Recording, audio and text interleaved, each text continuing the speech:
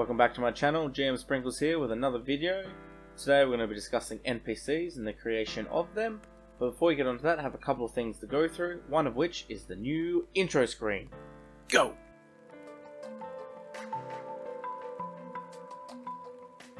Whew, that was wild. Anyway, I'm doing a giveaway at the moment, so if you're one of my subscribers when we hit 100, you have a chance to win one of the following books.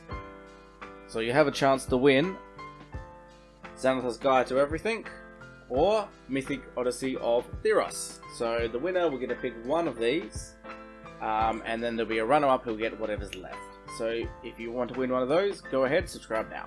I'm going to give huge thanks to my Twitter followers. We hit 150 this week, and a lot of them did help me with creating this video and with some advice to add into it. So big thanks to them, and a huge thanks to the following users, which are...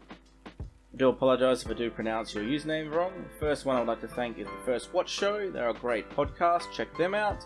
I'd also like to thank Sal Demandar. He produces some great little one-shots and some great TTRPG content, so check him out as well. Also Bud Fenan, he has some great advice on this topic here, as well as Ferdinand Zanzinger. He had great advice here, which his advice will appear later in the video, so if you're watching, buddy, keep watching, you'll see your advice come in. Huge thanks to Last Nerds Earth, they really helped with our little Twitter race to 100, so big thanks to them. Check out their podcast, link in the description. I find NPCs usually are quite one-dimensional, quite forgettable, because usually a shopkeep is just a shopkeep, a tavern owner is just a tavern owner, and a man on the side of the road is nothing more than a man travelling to the next town over. And that's a really boring NPC in my opinion. I like to give all my NPCs wants and needs. So an NPC should always want something, whether it is a tavern owner and he really wants to be able to close the tavern and be able to open a store that sells shoes. Maybe that's his goal. But his need to be able to do that is he needs to be able to be more friendlier to his customers to have them come into the store. So it's a really good fun want and need, and I did speak about this in my last video, which you can check over here. Was it here? One of these two places. There'll be a thing. Also, every NPC, in my opinion, should have a secret or at least some bit of information to give the party, because we all know different bits of information, and I think we can all learn something from who the party interact with. So they might speak to a tavern owner, and he hears a rumour from the shoemaker who has been having trouble with his wolves that come in and they're stealing some of his food or something, and they live on the edge of town. And that's a great little side quest you could do. Or alternatively, there is a merchant and he's having issues with some rats always getting into his stock somehow, and that's another little issue that, you know, they might be able to find out and help out. Just those little rumours or those informations, or even secrets where, you know, the tavern owner heard that the noble the other day has been sleeping around and cheating on his wife, and that's a really fun thing, and the party could use that to exploit that noble. And on that topic of exploit, I would also give my NPCs flaws that can be exploited. So maybe there is a shopkeep and he has a terrible gambling addiction that's been hiding from his wife. Maybe the party can use that to strong arm the shop owner into giving better prices. But on the other side of that, the shop owner might not like that and therefore come and get the party later. And that's a great little story and great tidbit for a DM. I also like to give my NPCs something memorable about them, or like a habit or something odd that they do. So maybe they have a funny looking nose, maybe they have a broken nose, maybe they fiddle with their beard, maybe they're always fiddling with their hands, something like this. And just gives you something to remember. Oh yeah, I remember that guy, he's got that weird habit like tapping on a desk or something. And it just makes it a bit more rememberable. At the end of the day, the more effort you put into your NPCs and the more character development, flaws, characteristics, goals, habits, desires, the more real they're going to feel. And honestly, in my opinion, the best NPCs are the ones that a player could just pick up and start playing that as a PC, or one that you could imagine playing in a future game, just because they're so fleshed out. Realistically, for those really big NPCs as well, DMs and GMs, we should be fleshing them out just as our players do, because otherwise we're falling short on our workload as well. Realistically, we need to make our NPCs feel real and interactive, and if their motivations link to the overarching issues in the world, that's even better. It makes them feel real. For example, I do see sometimes where, you know, the party had just saved a town and the shopkeeper is just like, hey, what can I help you with? But realistically, the shopkeeper should be like, oh, you're the heroes, yeah, come in, come in, come in. you know, we need to have that interactivity, and we feel like that they're not just stock standard NPCs that just say the same lines every time like a bad video game. I think it's critical that you have your NPCs have noticeable personalities as well. You can't have every farmer named Farmer John and he does the exact same lines, the exact same voice. And we can't have the same shopkeep or the same tavern keeper that just go, yep, come in, have a beer. You know, that's really boring. We should have them to be noticeable and somewhat unique, even if it's just a little bit of unique. Maybe it's a difference where one just coughs after every third word, or maybe it's just a weird beer, just something that makes them different, or maybe they speak in a mumble as well and you can barely understand them. Just something small that just makes them differentiate from the other NPCs. Dams, if you do have a really big reoccurring NPC and you haven't quite gone through this depth, you can do this as you go, as long as it makes sense. The more you do beforehand, the better, of course, but if you do have those little character arcs that the more of their personality comes out as the more that the players interact with them, that really works as well. So, you know, one good example of this is you meet a tavern keep, and all he says is that he just needs a little bit more money, and then he can put his son to the great wizard school in the west. So that's cool, you know that. Next time you come in, all of a sudden he said, oh yeah, I've got him to the school. And then later on, you found out that actually he borrowed money from a loan shark. And then, you know, next time you see him, he might give you a quest to help him out because the loan shark's asking for money back and he doesn't have that money yet, and he's threatening his wife and family.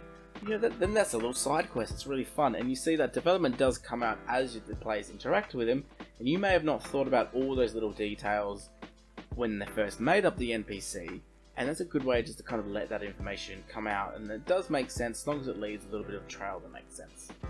At the end of the day, when it comes to Dungeons & Dragons, TTRPG, or even a book, you want to make your side characters, your NPCs, you want to make them feel real, you want to make them feel something. You want to have your reader or your players feel something about them. They shouldn't just be a tavern keeper that nobody cares about. You want to really make them feel emotions for those players. So, you know, you might have this poor little orphan girl and they're just trying to survive, and you want to make your players feel alive with that, like they would with anybody else. And I think it's a really powerful storytelling technique, and more DMs need to do that. On that note, feelings and motivations are way more important to a character than accents. I know a lot of people try and mimic accents so they can really have that immersive feel, but honestly, I'm really bad at accents personally, and my players just love that I have great NPCs with great depth, and that's really important. When you get better and you can do those accents, you can add them in later, but I think it's really important first to have those motivations and those well fleshed out NPCs. Honestly, there is ways around that accent issue as well. Like, personally, I'm really bad at it, so what I have started doing now is, instead of having accents and so you know which NPCs are which, just change the tone and the pacing of the way they talk. So you might have someone really chipper and upbeat and like, oh come on, let's go, and just that really fast pace. Okay, you know he's excitable, you know that they're and you remember that NPC because every time they speak, they're going to speak really quickly. Otherwise, you might have an old grizzled guard and be like, really, Jimmy, I don't think we should go yet. And just that different tone and that just a little bit different voice and pacing makes a huge difference. And I really recommend doing that if you're not quite good at accents. Anyway, going back to feeling, I do apologize, got a bit off topic there. It is really important for your reoccurring, your antagonists, your villains, your beneficients to the party, to make the party feel for them. And there's really good ways you can do this. They need to feel something for those reoccurring pieces, whether it's hate or love. You know, sometimes we've got those NPCs that we just love to hate, and it's okay to put that mistrust out there straight away, because that just creates content anyway. For example, your players might meet a merchant and he's really friendly, but he seems like he's hiding something. And you know what, this may not even be anything that's important to the plot, but your parties might then decide, we need to find out what he's up to, and they go follow him around town, see what he's up to, and he's really just seems shady, but he's not up to anything wrong, and that just creates content in yourself. Or you could link that to the story as well, and that's totally up to you. Or maybe even you have an NPC that just really upsets the party and grinds their gears, and they may not even be an antagonist or a villain, but it's just the point, every time he shows up, you're like, oh, I hate this guy. And I think that's really fun, and you just, you know, it's one of those characters that everybody loves to hate, and even if he's not even important, he's just reoccurring, that's really fun as well.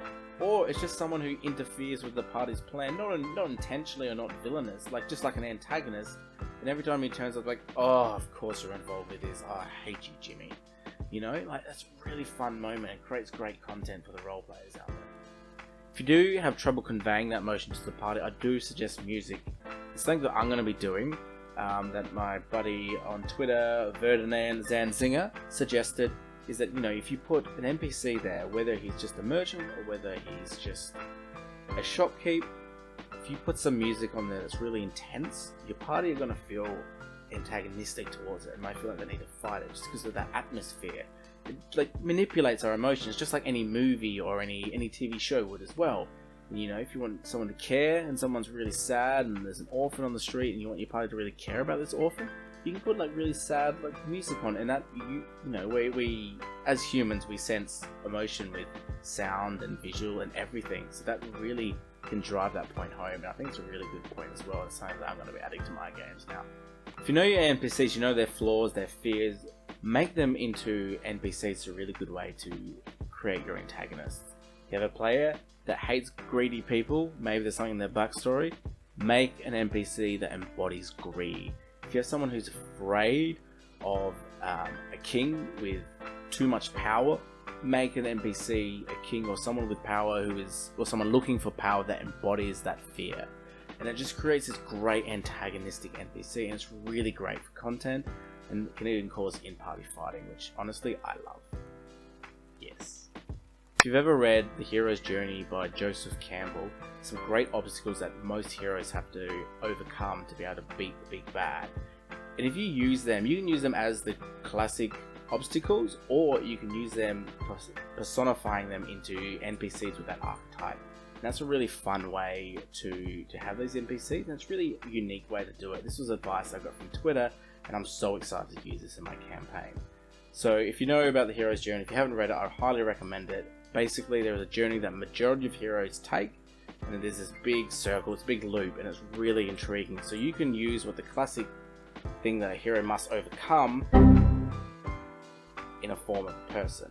So one of the things in there is that a hero tends to change, and when they come back home after their quest, they're not the same person and they can no longer go back to the life they were. And you can create an NPC that might embody like change, and that's a really fun way to do that. So someone that is threatening to change what the players love and hold dear, and it may not be even like burn down their homes or anything like that. It may just be a case of a new lord coming in and he wants to run the country differently, and that people don't tend to like those big changes, and it's a really fun way to personify an NPC. And he may not even be a bad lord or bad king, but may cause issues with the party. But yes, I did say this earlier, and I really recommend using fears and things that the party dislike and make them into NPCs. It's a fantastic way. That way we get those characters that we just love to hate, or the players love to hate and us DMs love. Thank you so much for making it to the end of the video. If you did enjoy it, please like, subscribe, and share to your friends. If you don't have any friends, just share to strangers on the internet. That's what I do. If you do want to follow me on Twitter, my username is @SprinksDM. There will be a link to that in the description. And my Instagram, which is GMSprinkles, that'll be also in the description. Remember, subscribe to win. Have a lovely day.